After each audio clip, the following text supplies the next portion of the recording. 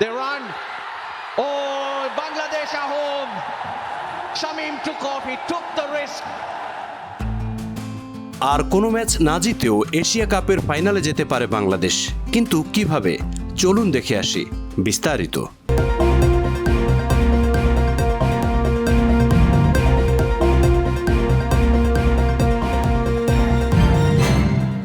দুর্দান্ত জয়ে এশিয়া কাপে সুপার 4 পর্ব শুরু করেছে বাংলাদেশ। শ্রীলঙ্কাকে 4 উইকেটে হারিয়ে লিটন দাসের দল দেখছে ফাইনালের স্বপ্ন। এদিকে পাকিস্তান গ্রুপ পর্বের মতো সুপার 4-এও ভারতের কাছে পাত্তা পায়নি। দুবাইয়ে অনুষ্ঠিত ম্যাচে ভারত সহজেই 6 উইকেটে হারিয়েছে সালমান আলী আগাদের।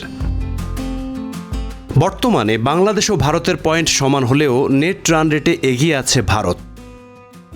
টাইগারদের রান রেট +0.121 আর ভারতের +0.689। আজ বাংলাদেশ মুখোমুখি হবে ভারতের, আর এরপর পাকিস্তানের বিপক্ষে মাঠে নামবে টাইগাররা।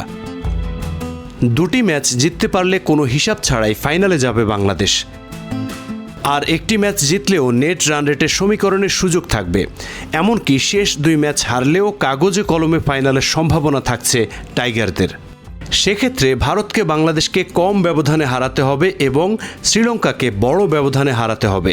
অন্যদিকে পাকিস্তানকে শ্রীলঙ্কার কাছে অল্প ব্যবধানে হারতে হবে এবং বাংলাদেশের বিপক্ষে অল্প ব্যবধানে জিততে হবে।